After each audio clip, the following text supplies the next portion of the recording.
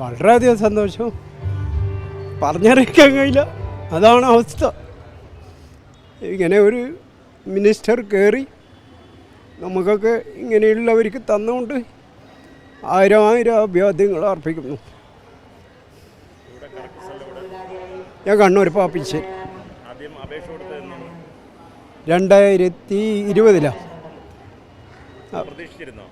വീടോ. ഈ സർക്കാർ പറഞ്ഞല്ലോ, പറഞ്ഞതാണ്. അതിൽ 100% വിശ്വാസമാണ്.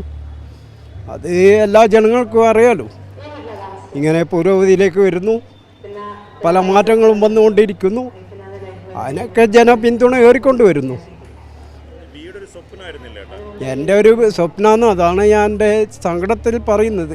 അത് സാൽക്കായി അടിച്ചു. അതിന് ആയിരം നന്ദിയുണ്ട് ഗവൺമെൻറ്റിനോട്.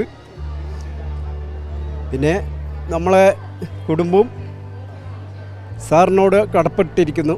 ഞാൻ ഒരു ദിവസം യാത്ര ചെയ്തിട്ടാണ് ഇവിടെ എത്തിയത്.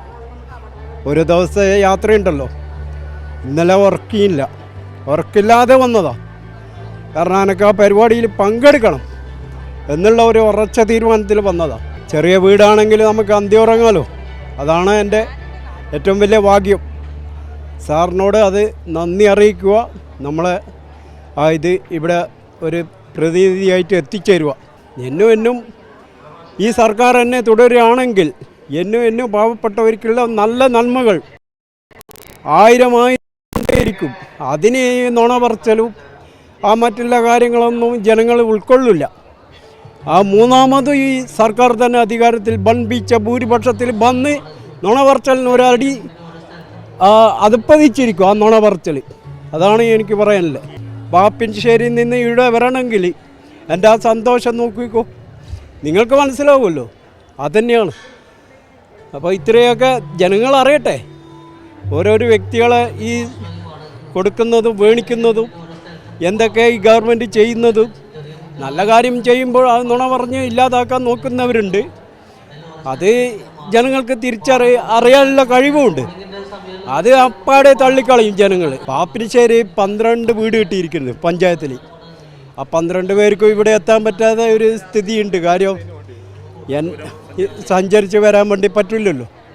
അപ്പോൾ ഞാൻ ഒരു പ്രതിനിധിയായിട്ട് പാപ്പിശ്ശേരി പഞ്ചായത്തിൽ നിന്ന് ഇവിടെ എത്തിയോ, അവരെല്ലാം ഒരു അവർക്ക് എല്ലാ സ്നേഹത്തിൻ്റെ ഭാഗമായിട്ട് ഞാനിവിടെ എത്തിയത്. ആരും ഇതും അറിയില്ല. ഞാൻ എൻ്റെ അങ്ങനെ എത്തി. മന്ത്രിക്ക് ഒരു ബിങ് സല്യൂട്ട്. നമ്മൾ ഈ ചേട്ടനെ ഇവിടെ ഈ പ്രഖ്യാപനം നടക്കുന്ന സമ്മേളനത്തിൽ പൂജപ്പുര ഗ്രൗണ്ടിൽ വെച്ച് കണ്ടതാണ്. അപ്പോൾ ചേട്ടൻ നമ്മളോട് വന്നിട്ട് തിരിച്ചു പോകാൻ, കണ്ണൂരിലേക്ക് പോകാനുള്ള ട്രെയിനിൻ്റെ സമയം ചോദിച്ചു. അപ്പോഴാണ് നമ്മൾ കണ്ണൂരിലെ പാപ്പിനിശ്ശേരിയിൽ നിന്ന് വന്ന ഒരു മനുഷ്യനാണ് എന്ന കാര്യം നമ്മൾ അറിയുന്നത്. അദ്ദേഹത്തിൻ്റെ ഈ ലൈഫ് പദ്ധതിയിൽ വീട് കിട്ടിയ കാര്യം അദ്ദേഹം പറയുമ്പോൾ അദ്ദേഹത്തിൻ്റെ കണ്ണുകൾ നിറയുന്നുണ്ട്. അദ്ദേഹം ഒരു കാര്യം കൂടി കൂട്ടിച്ചേർത്തു. അതായത് അദ്ദേഹത്തിൻ്റെ സ്വന്തം ജീവിത അനുഭവത്തിൽ നിന്നാണ് അദ്ദേഹം ഈ യാഥാർത്ഥ്യങ്ങളെല്ലാം പറയുന്നത്. ഇത്ര ദൂരം കടന്ന് മുഖ്യമന്ത്രി പിണറായി വിജയനെ നേരിൽ കണ്ട് തൻ്റെ നന്ദി അറിയിക്കുന്നതിന് വേണ്ടിയാണ് ഈ മനുഷ്യൻ പാപ്പിനിശ്ശേരിയിൽ നിന്ന്, കണ്ണൂരിൽ നിന്ന് തിരുവനന്തപുരത്ത് പൂജപ്പുര ഗ്രൗണ്ട് വരെ എത്തിച്ചേർന്നത്. ഈ ലൈഫ് പദ്ധതി നടപ്പിലാക്കാൻ ഇനിയും തുടരണം. മാത്രമല്ല, പിണറായി സർക്കാർ ഇനിയും തുടരണം. ഈ നുണകൾ പ്രചരിപ്പിക്കുന്നവർക്കുള്ള തിരിച്ചടി ജനങ്ങൾ തെരഞ്ഞെടുപ്പിൽ നൽകുമെന്നുകൂടിയാണ് ചേട്ടൻ പറഞ്ഞത്. അതുകൊണ്ട് ഈ ലൈഫ് പദ്ധതിയുടെ എണ്ണമോ കണക്കോ തുകയോ ഒന്നുമല്ല, ഓരോ മനുഷ്യൻ്റെയും മുഖത്ത് വിരിയുന്ന പുഞ്ചിരി, ആനന്ദം കൊണ്ട്, ഈ വലിയ തരത്തിലുള്ള സന്തോഷം കൊണ്ട് പൊഴിയുന്ന കണ്ണുനീർ, അത് തന്നെയാണ് ലൈഫിൻ്റെ ഏറ്റവും പ്രധാനപ്പെട്ട വിജയം. അങ്ങനെ നേർസാക്ഷ്യമാണ് എനിക്ക് അടുത്ത് നിൽക്കുന്ന പാപ്പിനിശ്ശേരിയിൽ നിന്ന് വന്ന ഈ ജ്യേഷ്ഠ സഹോദരൻ. അദ്ദേഹത്തിൻ്റെ അനുഭവമാണ് കൈരളി ന്യൂസിൻ്റെ പ്രേക്ഷകർക്ക് മുന്നിൽ പങ്കുവച്ചത്.